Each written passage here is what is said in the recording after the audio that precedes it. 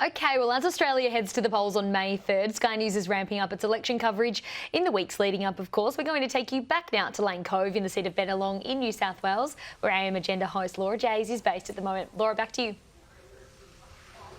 Thanks so much, Holly. Of course, this is one of the most marginal seats in the country here in Bennelong. There's been a redistribution, so it means that Labor holds this seat, but to keep on holding it, it needs to find another 84 votes. That is how tight this margin is. So we spoke to the Liberal candidate. Now let's speak to the Labor member, Jerome Laxale, here in Bennelong. 84 votes need. Not that anyone's counting, Laura. I mean, it's tight. I mean, but Bennelong is always tight. When John Howard lost it, he only held it by 5%.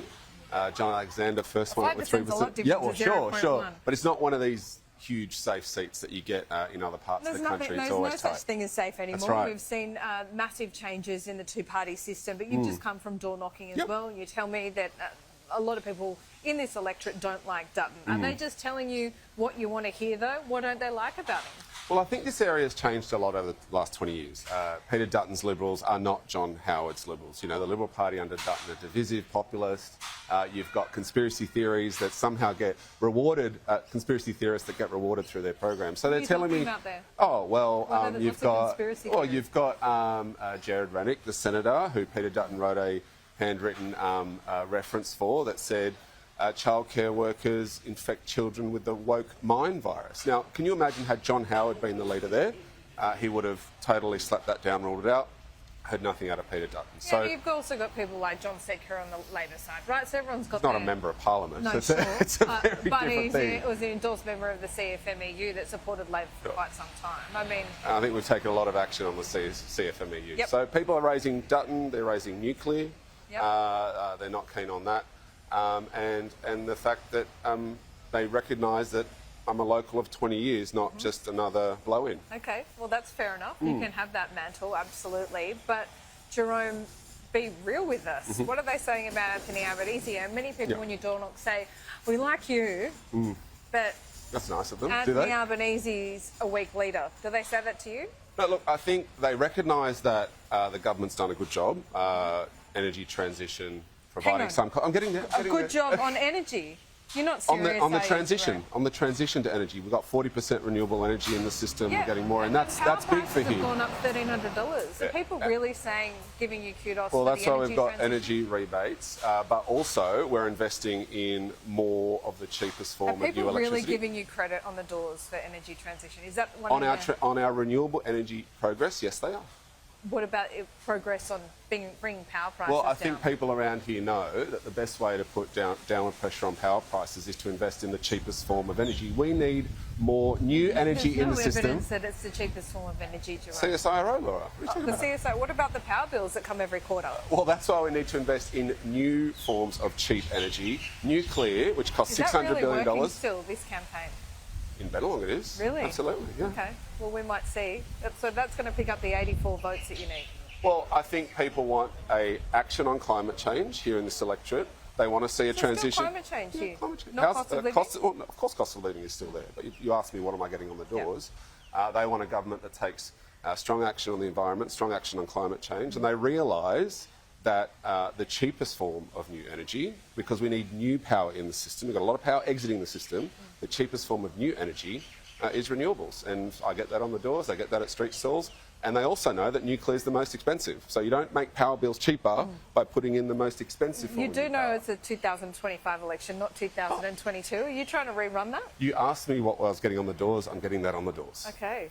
Wow, I'm shocked by that, to be frank, because would you agree with me that it is a very different electorate from 3 years ago in terms of priorities? I think what we're seeing over the last few years is that cost of living remains a top priority regardless of where it is, right? There's housing affordability is a big issue, cost of health is a big issue, and you've seen our responses to that and our policy response to that, particularly in Medicare, strengthening Medicare with the urgent care clinics, with tripling the bulk billing incentives, so that's coming across. But yes, environment's still important around here. Are you running any scare campaigns? Because I know Medicare is a major theme. We saw that when Anthony Albanese stood up in the Prime Minister's courtyard and waved his Medicare card around. But do you concede that the Liberals and the Coalition aren't talking about any cuts to Medicare. In fact, they've matched you at every turn on Medicare. Well, in 2013 they said there'd be no cuts to Medicare, and then Peter Dutton, as Health Minister, made cuts to Medicare. We don't need to run a scare campaign. His record is scary. He cut $50 billion from hospitals. Down 11% in the last 3 years, and that's when you've been in power. And so we've put policies in to increase the bulk billing rates for concession card holders and under 16s. They're at over 90% now. We've got our announcement, which has tripled the bulk billing incentive for every Australian. How do you explain that 11%? You can't really blame that on the coalition, can you? Well, and Peter Dutton, that when he was Health Minister in 2013. 6 years of frozen rebates to doctors has created a different form of Medicare. As a Labor member and a member of this electorate, people are telling me that they want a return to bulk billing, and we've put in the policies to do that. We started with under 16s and concession card holders. We've announced recently we'll do it for every Medicare card holder, and we'll see 4,500 new bulk bill clinics across Australia because of that recent announcement. So that's on top of the urgent care clinics. I mean, I could talk about Medicare for a long time. Please don't. So yeah, I'll leave it at that. As Anthony Albanese, as a leader, has he, people have had a good look at him over the last 3 years. Yep. Has he made your job harder here in Bennelong? No, I don't think he's made my job harder, no. I think he's worked really hard to deliver on many of our promises, particularly on health and the environment. We've had a few snags on the environment in the Senate, and a lot of people around here who voted independent, for example, who are now looking for somewhere to put their vote, have expressed that frustration with me. But they also know that the alternative on these issues is a lot worse. Peter Dutton voted against every cost of living relief. Peter Dutton voted against every one of our housing policies that we took to the Parliament and stalled them to boot. And of course, his record on the environment is shocking with his plans for nuclear.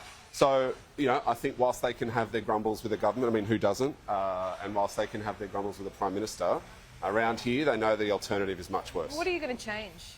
If you get a second chance at this, I mean, do you have a strong voice in the Labor Party?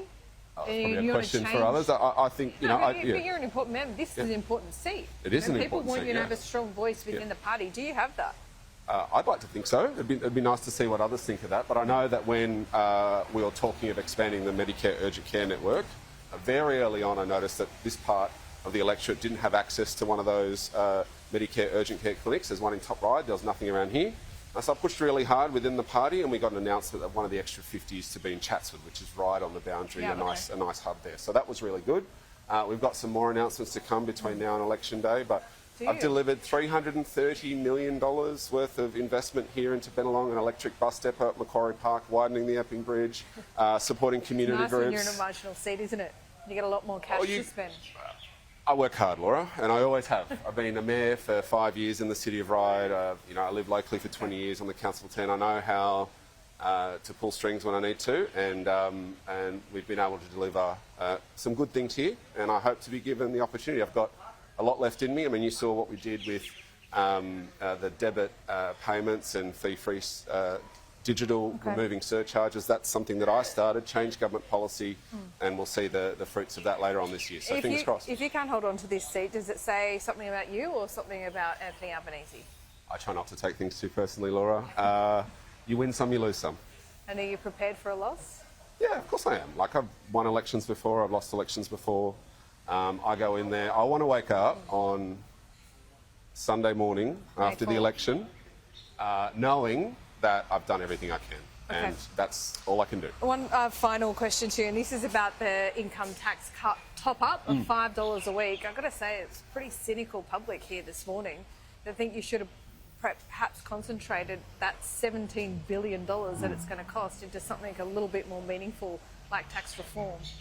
Well, this is tax reform. By the time... $5 a week, tax reform. Well, if you add up all three, it's $2,500 for the average worker. But importantly, it reduces the bottom tax threshold from 19 cents in the dollar when we came to government down to 14 cents. Now, that helps low-income earners. It helps people who are returning back to the workforce, part-time, casuals, predominantly women. It reduces their tax burden. So it is tax reform. Reducing that lowest tax rate from 19 to 14 cents is huge. Okay, so you want to help them that way, but you don't want to make their petrol cheaper, because a lot of them driving to work. That's temporary. This is a permanent This tax doesn't reform. come in for 15 months. How do you possibly sell that when you're door knocking? Well, you know what? There's a cost of living crisis. We're going to give you an extra $5 a week, but not for 15 months' time, because this thing's going to drag on. So there's that. Then there's the $8.5 billion on Medicare that we put in there. I'm There's talking the about extra the budget, $800 million on $5. housing. Well, this was all in the budget too. Yeah. $800 million on reforming Help to Why Buy. not back So that cheaper petrol then?